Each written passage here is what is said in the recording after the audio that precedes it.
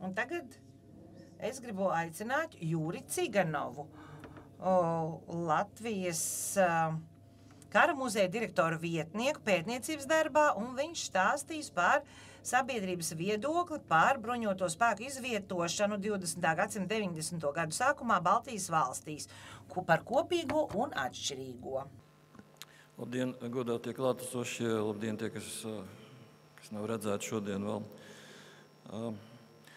Jau visas šīs konferences gaitā, arī vakardienas gaitā ir skanējusi doma par to, ka par drošību ir atbildīga pirmām kārtām valsts, un valsts struktūra, kura ir tieši atbildīga par drošību, ir, protams, bruņotie spēki, tā skaitā arī gan armija, gan, ja mēs varam pie tā pieskaitīt arī dažādas policijiskās struktūras un drošības struktūras kā tādas. Un tātad mans šodienas priekšlasījuma mērķis ir sniegt ieskatu par 20. gadsimta 90. gadu sākumā sabiedrībā valdošajiem noskaņojumiem par bruņoto spēku organizāciju, par to vietu un lomu jaunveidojamajās struktūrās atjaunoto valstu. Protams, koncentrēties uz Latvijas situāciju. Protams, es nemēģināšu sniegt ieskatu un stāstīt par pašu bruņoto spēku veidošanās sākumu, jo šeit klātesošo cilvēku, kuri tieši bijuši līdzdalīgi šajos procesos, es varu riskēt kļūt ļoti kritizēts no šo cilvēku puses, tā kā ģenerāļa kungs, admirāļa kungs par to, tad šoreiz nē, bet par sabiedrības valdošo noskaņojumu, protams, jā. Neliels ievads pagājušā gadsimta 80. gadu beigas un 90. gadu sākums bija ļoti nozīmīgs un notikumiem bagāts posms jaunāko laiku Eiropas un īpaši Austrumeiropas valstu vēsturē. Šajā laikā ārpolitisko un iekšpolitisko pārmaiņu rezultātā beidz pastāvēt sociālistisma sistēma un sabruktās galvenais pīlārs, proti Padomju Savienība. Un šīs valsts sabrukšanas rezultātā radās jauna starptautiskā situācija, ko politologi raksturo kā augstā kara beigas un konfrontācijas zudumus starp divām savstarpēji naidīgiem valstu blokiem.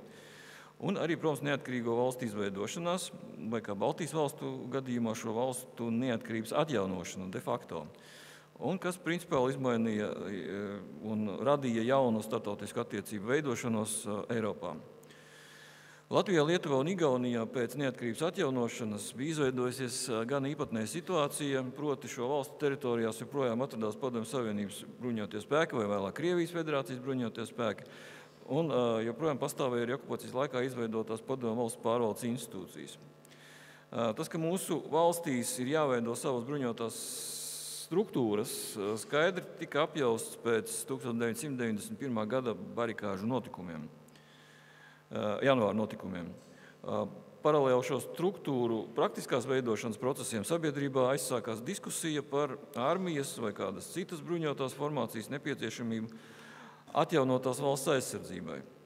Šis jautājums Latvijas historiogrāfijā pagaidām nav pētīts, pilnīgi nav pētīts, izņemot galveno sabiedrībā valdošo viedokļu par bruņoto spēku attīstības perspektīvām pieminēšanu atsevišķu pētnieku darbos. Te var minēt Tālau Junzi, Kārli Kreisriņu, Ilzi Pinti, arī citus pētniekus, kur šis jautājums ir drusku skatīts, bet vispārējās līnijās.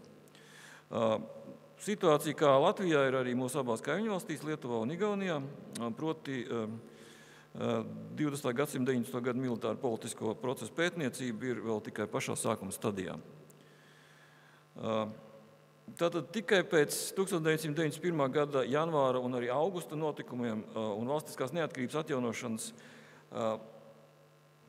atjaunošanas pilnā mērā radās iespēja reāli veidot Latvijas Republikas bruņotos formējumus, ja bruņotās struktūras, aizsardzības struktūras, kā arī sakārtot likumdošanas bāzi jaunveidojamo militāro formējumu sakarā. 92. gada 23. martā pēc ilgām debatēm Latvijas Republikas augstākā padome augstākās padomes aizsardzības un iekšlietu komisija apstiprināja Latvijas Republikas aizsardzības koncepciju, un uz kuru pamata arī pieņēma likumus par valsts aizsardzību un par aizsardzības spēkiem, kas konceptuāli noteica valsts bruņoto spēku struktūru un uzdevumus. Likumos tika noteikts, kā sastāv bruņoto spēku struktūru, kas veido aizsardzības spēkus miera laikā, kas veido kara laikā, Pašu aizsardzības spēku atsevišķu struktūru veidošanās sākās jau pēc 91. gada augusta puča izgāšanās un paralēli minētajiem aktuālo jautājumu praktiskiem risinājumiem. Jau tajā pašā 91. gadā sabiedrībā izvērsās plašas debatas par to, vai Latvijai vispār vajadzīga aizsardzības spēku un aizsardzības ministrija, vai arī pietiek tikai robežu apsardzību un robežu apsardzības ministriju. Šeit var vilkt paralēls ar situāciju pēc Latvijas proklamēšanas 1918. gada novembrī un neatkarības kara laikā un pēc neatkarības kara laikā, kad sabiedrībā un jaunās valsts politiskajās aprindās nodrisinājās ļoti intensīva diskusija par to, vai Latvijai būtu nepieciešama armija, un ja būtu nepieciešama, tad kādā kapacitātē tā veidojama. Toreiz šīs diskusijas galvenokārt norisinājās Satversmes sapulces sēdēs, politiskajā līmenī, un arī preses izdevums lejās. Un galvenie oponenti bija pilsoniskās partijas no vienas puses, kur uzskatīja, ka armija ir nepieciešama, bet no otras puses viņiem oponēja sociāldemokrāti, lielākā tobrīd politiskā frakcija, Satversmes sapulce un arī Saeimās vēlāk, kuri savukārt uzskatīja, ka nepieciešams stiprināt iekšlietu struktūras, bet armijas izveidošana būtu nevajadzīga valsts naudas tērēšana, jo tāpat ar saviem spēkiem nekādus vērā ņemamus militārus komponentus izveidot neizdosies. Pēc neatkarības atjaunošanas 20. gadsimta beigās 90. gados situācijas visumā bija līdzīga, jo sabiedrībā tāpat dominē šie divi viedokļi, proti bruņotie spēki ir vajadzīgi un bruņotie spēki nav vajadzīgi.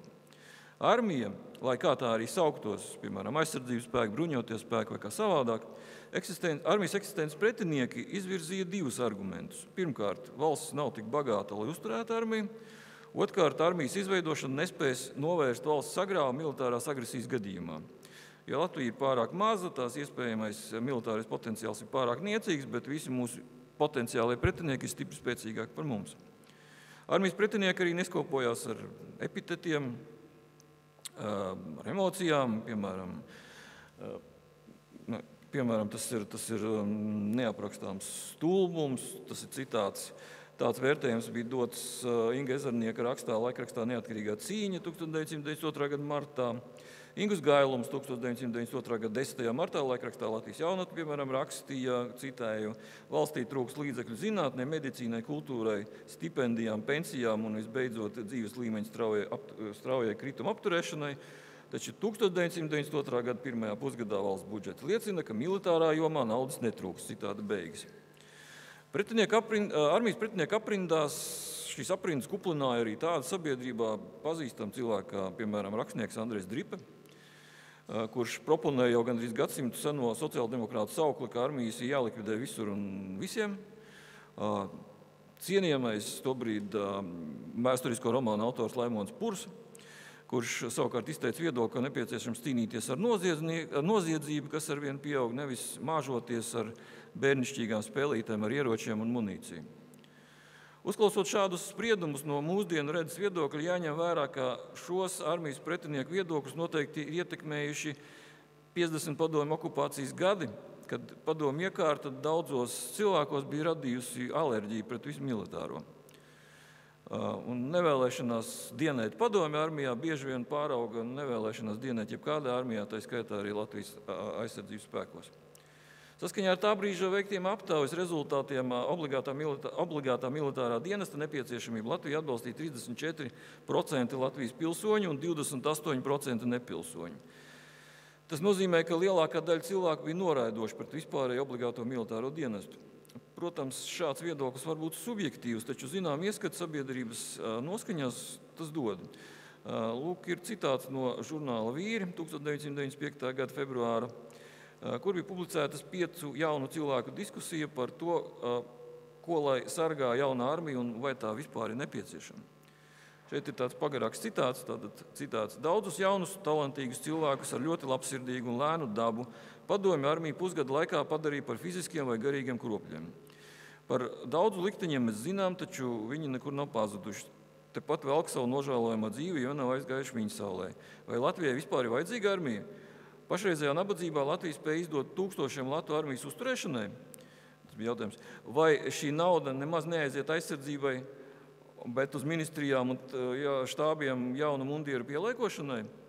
Bruņotie spēki Latvijai nepieciešama robežu un pilsoņu drošības sargāšanai, par to šaubu nav, bet armija, pat ja mūsu armija būs apgādāta un apbruņota līdz zobiem, ikvienas lielvalsts agresijas brīdī tā mūs neglābs. Mūs samīs tik un tā. Ko tad, lai mēs jaunie armijā dienēdami, lai sargājam? Tēviju vai tādu, ka tā ir pašlaik negribas sargāt? Es zinu daudzus, kas domā tikai par to, lai pēc iespējas ātrāk aizbraukt prom no šejienes. Vienalga, uz kuru pasaules malu, citāta beigas. Tā ir jauniešu daļas viedokli, kuru citē žurnāls Vīri. Tomēr nevar noliekt, ka šādus pret Latvijas neatkarīgās valsts bruņotajiem spēkiem teiktus vārdus iespējams klasificēt kā mērķiecīgi virzītus procesus. Citēšu toreizējo aizsardzības ministru doktoru Tālau Junzi, kurš teica, kopumā šos procesus nebūtu par skaļi nosaukt par plaša mēroga psiholoģisko karu, kura uzdevums bija vājināt Latvijas valstiskumu nostiprināšanu, nepieļaujot vienotas aizsardzības sistēmas un bruņoto spēku izveidošanu. Šādos apstākļos par marionetēm kļuva cilvēki, kuri neizprot drošības politiku un bruņoto spēku veidošanas procesus, vai arī vērtē tikai no personisko ambīciju viedokļa, citāta beigas. Bez tam ir jāņem vērā situācija 90. gadu sākumā, kad galvenie draudi, kas varēja apdraudēt tautas un valsts brīvību, protams, bija Krievija un tās ārpolitika. Šīs valsts karaspēks mūsu valsts teritorijā un Latvijas iedzīvotāji, kuri bija lojālāki Krievijai nekā Latvijas nacionālajai valstī.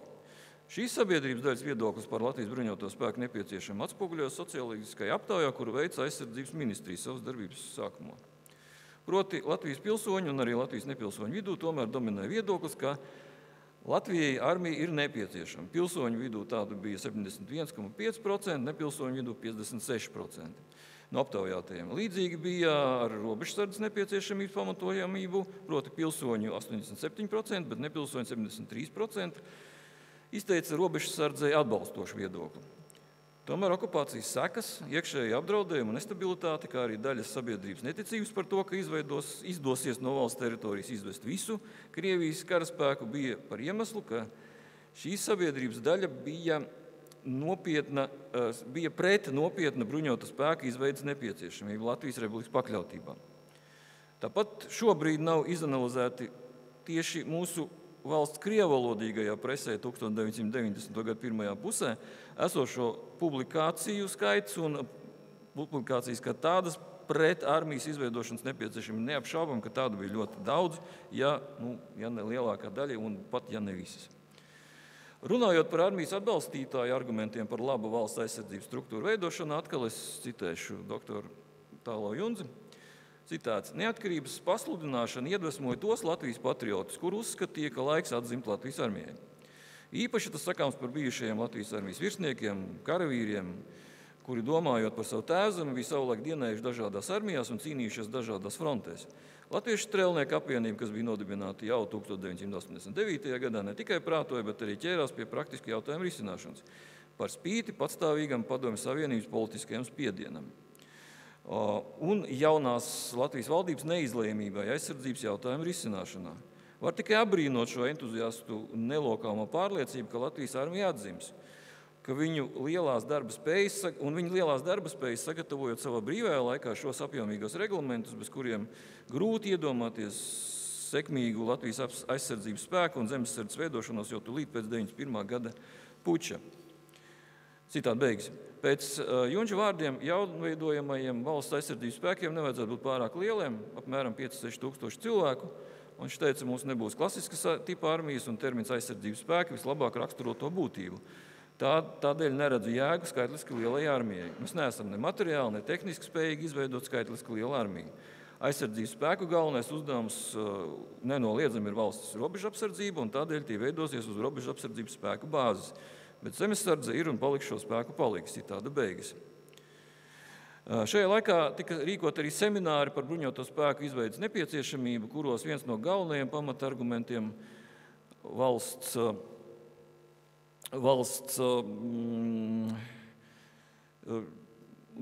armijas veidošanai bija tieši neatkarības atgūšanas radītā iedvesma, entuziasms un patriotu nelokāmā pārliecība par tās nepieciešamību. Mēnešiem ilgi šīs karstas diskusijas risinājās par to, kādai ir jābūt optimālai valsts aizsardzības sistēmai.